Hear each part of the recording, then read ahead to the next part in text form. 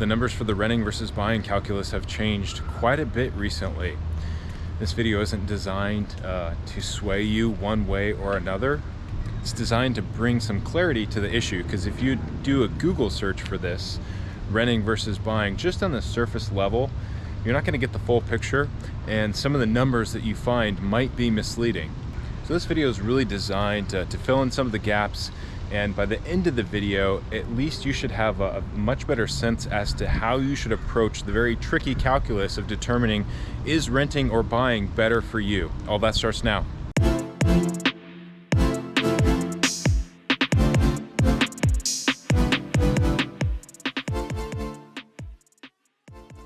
All right, full disclosure, I am a licensed real estate broker in the state of Oregon, so I'm sure you expect some bias, but I'll tell you, I'm not going to try and sell you a house. In fact, I don't care if you buy a house or not.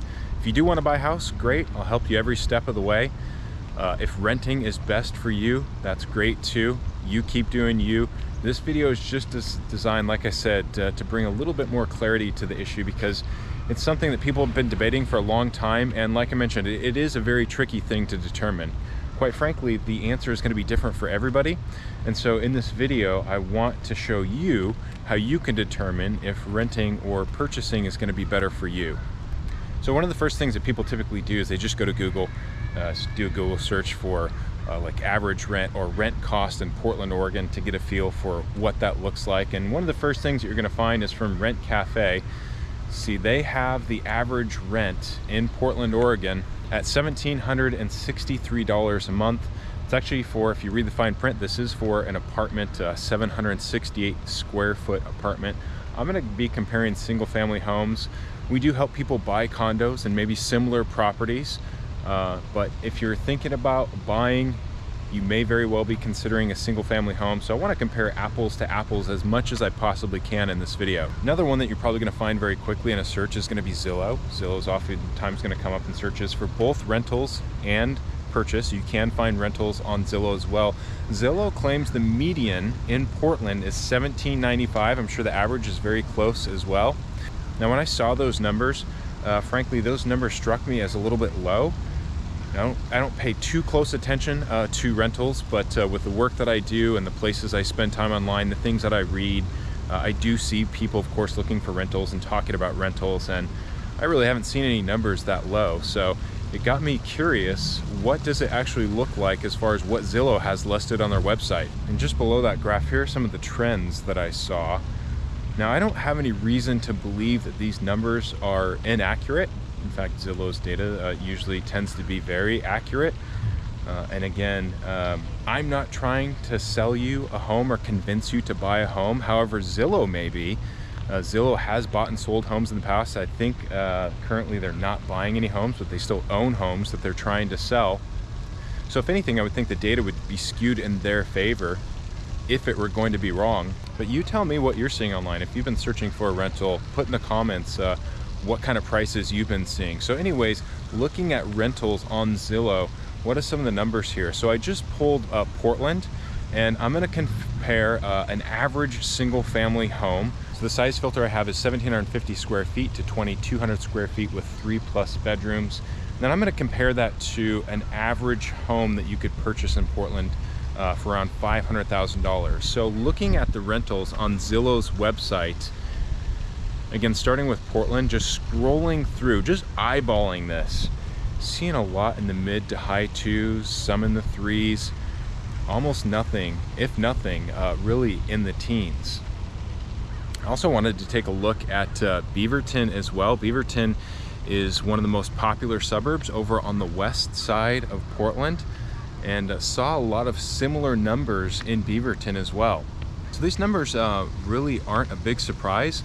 Like I mentioned, kind of some of the stuff that I see online, that's about what I'm seeing, is kind of mid to high 2s for like an average single family home, whether it's on the west side or the east side of Portland. So just looking online, there's a lot of stuff that's telling me that average cost is going to be like in the high teens to rent a house. But when I actually look for rentals that are actually listed for rent, looks more to me like it's going to be mid to high 2s. I'm going to show you two different numbers here, one with 20% down, the other with 10% down. One thing you'll notice with the 20% down, once you get beyond 20%, you're not going to need mortgage insurance, which in this case was about $187 a month, usually about a couple $100 a month.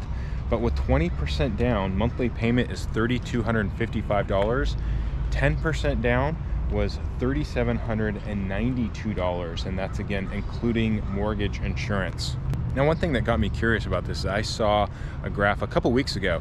This is national data, and I wasn't shocked that there's been such a divergence from 2020, but a little bit surprised to see just how big that was.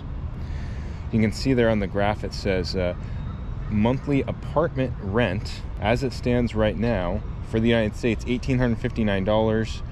Monthly cost to buy a house, $2,748. Again, compare an apartment to a house, so a little bit apples to oranges, but still surprised at how much of a gap or a difference that you had. And as you can see in the past, especially you can see that 07-08 crash that we had, it's cheaper to buy a house, or at least your monthly payment was cheaper than it was to rent for a long time.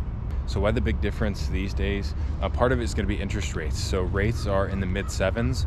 We might hit the 8s. That does make a big difference in your monthly payment. Something like a 5% rate to a 7.5% interest rate is really going to be a huge difference, especially over time. And I'm going to actually I'm going to compare those two numbers for the lifetime of a loan here in just a moment.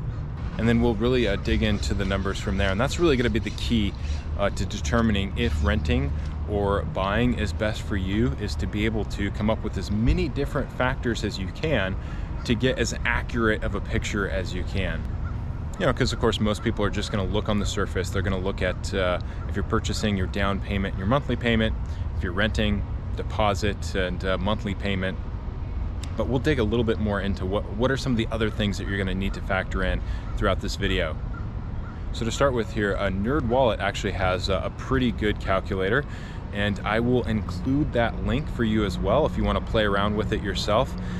And by the way, welcome back to the channel. If you're new to this channel, living in Oregon, and you want to see more videos about what it's like to live in Oregon, not just videos about renting versus buying, but videos about neighborhoods, vlogs, driving tours, drone tours, pretty much everything that's going to give you a sense of what it's like to live in Oregon, make sure and subscribe to this channel. My name's Seth Marchant. I'm a licensed broker in the state of Oregon. And if you're thinking about taking the next steps, if you have questions, you can call, text, email. You can find all of our contact information in the description below, as well as a link to our Zoom if you want to schedule a Zoom with us. And if you're watching this from TV, hit that QR code. That'll take you straight to our website where you can find all of our contact information there. So what are some of these long-term costs that you might not be thinking of that you'll want to take into account? Well, if you're an owner, property taxes, you're going to be paying property taxes every year. Oftentimes that will be factored into your mortgage payment. Mortgage company will hold that money in escrow and make that payment for you every year. You also have homeowners insurance, and then repairs. That's a big thing. That's always a hard one for people to calculate that haven't owned a home before. How much money am I going to have to put into this home over the course of me owning this home? And if it's an older home, you might be doing some renovations, might be doing some updates, might update that kitchen or those bathrooms. When you go to sell the home, there's going to be real estate fees that you'll pay to sell the home. If you are single, you can sell a home that you've been in for at least 2 years and not have to pay any capital gains taxes, up to $250,000. If you're joint, it's $500,000. So really what you want to do, and this is where the calculus gets tough, and again, just looking at this calculator, you'll probably notice there's going to be a lot of factors in here that are going to be different for everybody. It depends on what your income is. Depends on if you're single or married or not. Some of the things are going to also dictate what you can or can't write off, or how much your write-offs might be. And in looking at this graph though for NerdWallet, there's one thing that really jumped out to me. One thing that I noticed that seemed like it was missing. Maybe you can see if you can guess what that thing might be. But like I mentioned, I compared a 7.5% interest rate to a 5% interest rate over the course of 30 years. Now, if you're somebody that's currently buying a home at 7.5% interest, of course, we can't predict the future. And historically, 7.5% interest actually has not been that high, but I would not anticipate that you won't be able to refinance and get a lower rate, at least at some point throughout the loan. So take that into account as well. Probably not going to be paying 7.5% interest for 30 years. But really, one of the biggest differences, and one of the things that that seems like it's missing from this calculator here, is that one of the biggest advantages for many people in buying is to eventually, and in this case after 30 years, pay off your home.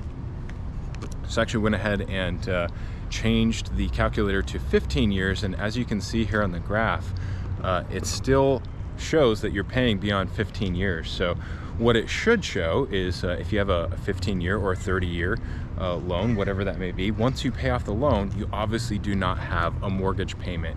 And that's what a lot of people are working towards, getting to a place to where they own a dwelling, but they don't have to make a monthly payment on it. If you're renting, you're going to be making monthly payments for the rest of your life. Now, some things that are going to be tricky to fill in with that calculator to get right are going to be repairs. Depending on the age of the home, that's going to kind of dictate or maybe give you some sort of idea as to what sort of repairs you're going to be looking at in the future. If you buy a brand new home, you have a 1-year bumper to bumper, porch to porch, if you will, warranty that's going to cover everything in the home. All of your mechanicals are going to be brand new. Probably not going to be putting a whole lot of money into your home, at least the first 2, 3, 4, at least 5 years if you have a brand new home. Now, if you buy a home that's 30, 40, 50 years old, which according to this graph in the state of Oregon, the current housing inventory averages between 41 and 50 years old.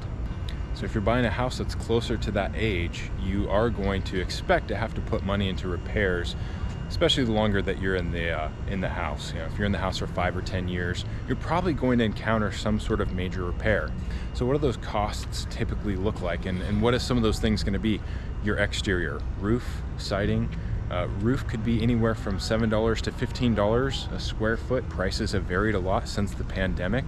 So a 2,000 square foot home might be anywhere between $15 on the lower end and $30 on the higher end, $30,000 to repair the roof.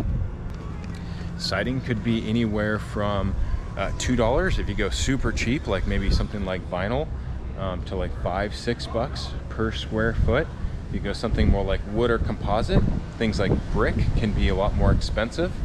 Can get up to like $10, $12 per square foot. Beyond that, your mechanicals, a furnace will typically last 15 to 30 years.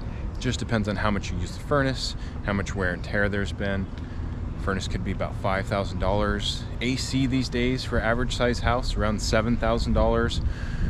Same thing, about the same lifespan. Hot water heater tank could be anywhere from $1,000 to $2,500. Those might need to be changed a little bit more frequently. Obviously going to get more use or more frequent use than your furnace or than your AC. Beyond that, if you have a deck, maintenance for deck, paint, plumbing. If your house is really old, you might need to change some pipes at some point. And then maintenance, roof maintenance here in Oregon. If you're around a bunch of trees that are constantly filling up your gutters, leaves that are dropping on your roof, moss that's building up, might need to pay somebody once a year to get up there and clean that stuff off for you. And then you could encounter some unexpected costs when you go to sell the home that might not be apparent when you live in the home. One of those might be foundation. Possible to have a foundation issue and not notice it until there's a home inspection. Another two that are a little bit more common that you might not notice when you're living in the home: sewer problems. Could have a belly building up in the sewer that you might not be aware of. And radon. If you're not familiar with radon, that's been a more common thing for people to test for radon gases in homes these days. Radon is a gas that's emitted from the ground. We have it in all of our houses. It's just a matter of the levels. How high are the levels? And are the levels at a dangerous level? Because radon is a cancer-causing gas. If you go to sell your home and you find a belly in the sewer, or you find that you have high radon or something like that, typically going to be thousands of dollars to fix. And that's where all the pro renter people are pointing things out. Those costs that are so hard to account for. It's really hard to know what you might expect to pay for repairs over the life of a home. And again, it's really just going to depend on the shape of the home when you buy it and how long you're going to stay in the home for, of course. Now, as a renter, your landlord should take care of all of that stuff. I think one of the downsides, one of the complaints you hear sometimes from renters is that the landlord isn't taking care of those things or isn't taking care of them fast enough, so you have to kind of work on their timeline rather than getting something fixed right away, especially if it's something urgent. You've got a plumbing problem, water's coming up from your toilet. Obviously you want to be able to fix that right away. Sometimes you're gonna have to wait for a landlord. As a renter too, you might be prohibited from doing certain things, making certain changes to the house. And I think probably one of the biggest downsides to renting is that you don't have that permanent residence. The seller might choose at some point, of course, to sell their home. In fact, I have a listing coming here shortly that used to be a rental. The seller's just getting up there in age, doesn't want to be a landlord anymore, just time to sell the house. So that's what he's going to do. And so the renter, of course, is going to have to find somewhere else to go. Again, it goes back to paying off your house and having that dwelling that you don't have a monthly payment that you know is always going to be there, that you know is going to be stable. And so a lot of people looking for that stability and being able to have a piece of property you don't have to make a monthly payment on and know that you can stay there for as long as you'd like. A few other graphs I noticed recently. A lot of people that were considering buying are now thinking of renting instead. And again, that's going to be for because of interest rates. There's also a lot of inventory right now, specifically for apartments. So as a renter, you might not expect that monthly payment to go up as much. So it's probably about as good a time, if you're again considering the rent versus buy, probably about as good of a time to rent right now as there's been maybe the past 5, 6, 7, 8 years or so. But the overall, the biggest difference between the two, the whole argument between renting and buying, people that are in favor of renting say that the difference, and again, if there is one, but the difference, so you're paying less money to rent, you take that, let's just call it $1,700 a month. Let's say it is half. Let's say $3,400 a month to purchase, $1,700 a month to rent. You take that $1,700 a month difference and you can use that, and this is in that nerd wallet calculator that I shared with you, you can use that to invest, and the money that you take, that you save or invest, is going to be greater than the equity that you have built over the life of the home that you purchased. Now that presupposes that you are a good saver and also a savvy or a wise investor. And it probably doesn't take too much to get 3, 4, 5, 6, 7% gains fairly consistently over a long enough period of time. So you probably really don't have to be that savvy, but you at least do have to have some discipline. For a lot of people, having a mortgage is sort of like a forced savings account. If you have a $3,400 a month mortgage every month, you're probably making that $3,400 a month mortgage payment, and you're going to find ways to make that happen regardless. Whereas if you have a $1,700 a month rent, you might not always take that $1,700 difference and invest it, especially if something else comes up. You might feel, more liberty to do something else with that money. So a lot of people sort of refer to the mortgages as more of a forced savings. And that to me is going to be the biggest factor in that, like I said, very tricky calculus in determining whether or not renting or buying is better for you. It's going to be different for everybody. Your numbers are going to be different than the next person's. So I hope that kind of lays things out a little bit better for you and gives you a clearer picture as to how you should at least approach the problem of, or the question of, should I rent or should I buy? If you have more questions, you can call, text, email, or click the link below if you want to schedule a Zoom call with us.